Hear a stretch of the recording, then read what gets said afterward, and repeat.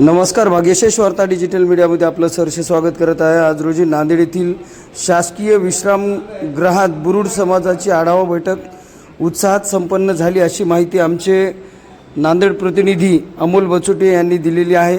या बैठकीत चंद्रपूर विधानसभा मतदारसंघाचे आमदार श्री किशोर जोरगेवार यांची प्रमुख उपस्थिती लाभली।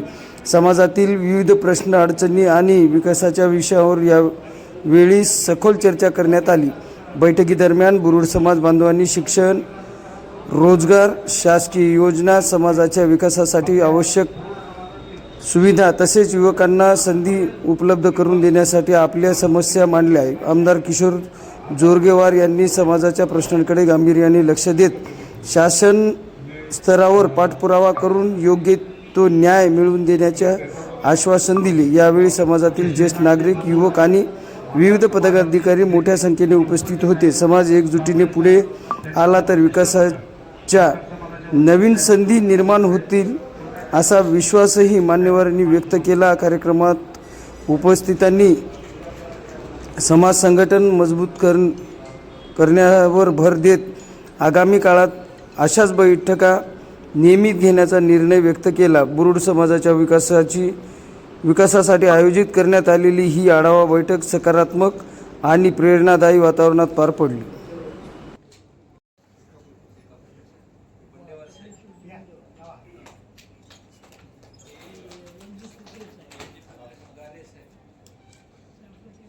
सर समोर बघा।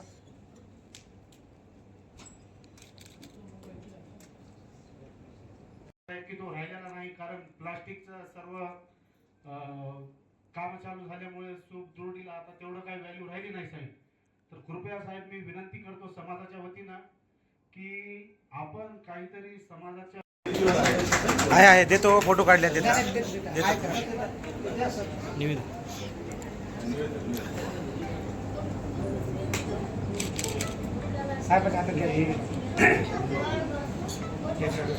समोर बघा सर।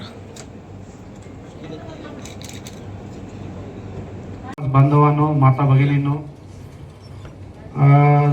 आजच्या कार्यक्रमाला उपस्थित आपल्या समाजाचे आमदार व भावी मंत्री सन्माननीय श्री किशोर भाऊ जोरगेवार साहेब यांच्यासमोर मी काही समाजाचे प्रश्न मांडत आहे। मी विनंती करेन साहेबांना की साहेब की एक वेळेस समाजाकडे तुम्ही थोडं लक्ष दिलं तर आपलं समाजातील जे काही गरीब बांधव आहेत, जे काही आर्थिकदृष्ट्या दुर्बल आहेत, त्या सर्वांचं एक चांगलं आपल्या आशीर्वादानं भलं होईल अशी विनंती करतो।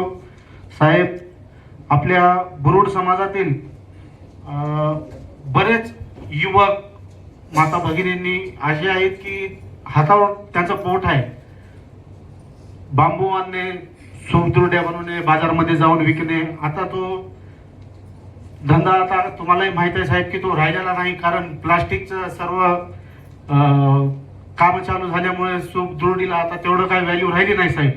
तर कृपया साहेब मी विनंती करतो समाजाच्या वतीनं की आपण काहीतरी समाजाच्या प्रत्येक कुटुंबियाला शासनामार्फत एक 10 लाख रुपये तरी लोन आपल्या 50% सबसिडी मार्फत मिळावं अशी विनंती करतो साहेब। दुसरी विनंती करतो साहेब की बुरुड समाजातील आपलं समाज एवढं मोठ्या प्रमाणात आहे नांदेडमध्ये, 4-5 वाजेपर्यंत साहेब खूप समाज होता इथं, हॉल पूर्ण भरलं होतं, बाहेरही पूर्ण भरलं होतं, थोडं लेट असल्यामुळे थोडं आपण हे झालो। तर साहेब मी एक विनंती करतो की आपल्या नांदेडमध्ये एक कमीत कमी 1000 लोक जमाव असं भवन निर्मितीसाठी जागा आणि निधी उपलब्ध करून द्यावा। त्यानंतर साहेब बुरुड समाजातील आर्थिक परिस्थिती दुर्बल असलेल्या अत्यंत कष्टकरू कुटुंबियाच्या त्यांना बऱ्याच जणांना साहेब घर नाहीत, आज 500-600 रुपये त्यांची मजुरी आहे, त्या मजुरीवर त्यांनी करतील काय, खातील काय। तर त्या सर्वांना अशा दुर्बल ज्यांना खरंच घर नाही त्यांना जागेसहित किंवा घरकुलच्या माध्यमातून, आपल्या माध्यमातून, शासनाच्या माध्यमातून त्यांना घरकुल बांधून द्यावं एवढी मी विनंती करतो साहेब।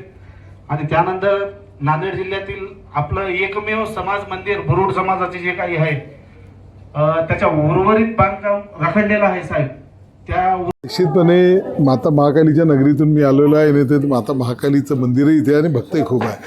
ही गोष्ट खरी आहे की मातेसुद्धा दरवर्षी भक्तांची परीक्षा घेण्यासाठी मोठ्या प्रमाणामध्ये वादळ वारा येत असतो. याही वर्षी खूप अडचणी झाल्या आणि त्याकरता म्हणूनच आम्ही एक 278 कोटी रुपयाचा एक प्लॅन त्या ठिकाणी केलेला आहे.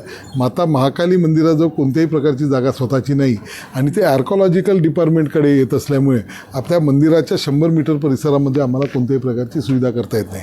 परंतु जो यात्रा परिसर आहे तो यात्रा परिसर ती जी जागा आहे जवळजवळ 50 एकर ती ॲक्वायर करून त्या ठिकाणी एक सर्व सुविधा देण्याचा यात्री निवास, मोठमोठे शेड आणि एक यात्रा परिसरच जसा आनंद सागरच्या सारखा एक यात्रा परिसर डेव्हलप करण्याचा आमचा हे आहे.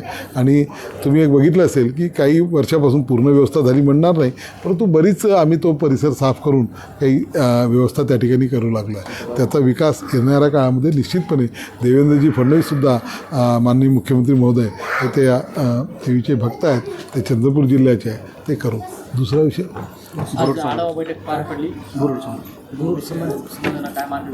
निश्चितपणे बुरुड समाज हा आमचा वंचित समाज आहे, सेवेकरी समाज आहे.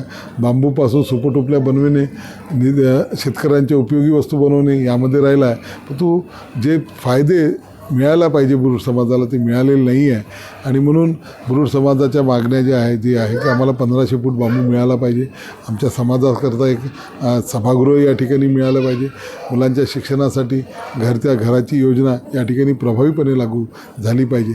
एकंदरच महाराष्ट्रामध्ये बुरुड समाज आणि 59 जाती ज्या आमच्या या SC प्रवर्गामध्ये आहे त्या सर्वांना जे शासनाने घोषित केलेले जे निर्णय आहे, जे फायदे आहे त्याची अंमलबजावणी झाली पाहिजे यासाठी मी प्रयत्न करेन. नांदेडच्या बांधवांना काही आश्वासन दिलेले आहे काही जागेविषयी? बघा, आता तुम्ही वड्याचं तेल वांग्यावर घाला. मी काही जागेचे आश्वासन मी कधी देत नाही. याच्यात मी मार्ग सांगितलेला आहे. मार्ग मी सांगितला तो यांना की या ठिकाणी एखादं मोठी जागा घ्यायची, त्याच्यामध्ये लेआउट टाकायचं, त्या लेआउटमधलं जे ओपन स्पेस आहे ते समाजाला मिळेल आणि त्याच्यामध्ये शासनाचे जे लोकप्रतिनिधी आहे, वेगवेगळा निधी आहे, त्याच्यातून समाजाचं एक मोठं सभागृह बांधायचं आहे. शासनाचं धोरण कोणतीही सरकारी जागा मिळवण्याचं देण्याचं आताचं राहिलेलं नाही, कारण की शासनाजवळ स्वतःच्याच इमारतीकरता उपयोगाकरता जागा राहिलेल्या नाही आहे. म्हणून मी हा प्रयोग चंद्रपूरमध्ये केला, नागपूरमध्ये केला आणि इतरही समाजांना सांगितला आणि तो यशस्वी झाला. त्याच्यातून समाजाच्या काही लोकांना ज्यांची आर्थिक स्थिती चांगली आहे त्यांना एक प्लॉट त्या ठिकाणी त्यांच्या घराचा हक्काच्या घरासाठी प्लॉट तयार होतो आणि समाजाला त्या ठिकाणी जागा मिळते आणि त्याच्यातून मग लोकप्रतिनिधींच्या निधीच्या माध्यमातून, शासनाच्या निधीच्या माध्यमातून एक सभागृह त्या ठिकाणी होऊ शकते. हा एक मार्ग मी या ठिकाणी सांगितला.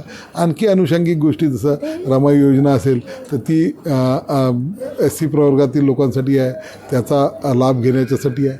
महिलांच्या त्या रोजगाराच्या विषयी, आरोग्याविषयी आहे आणि बांबू 1500 बांबू मिळाले पाहिजे.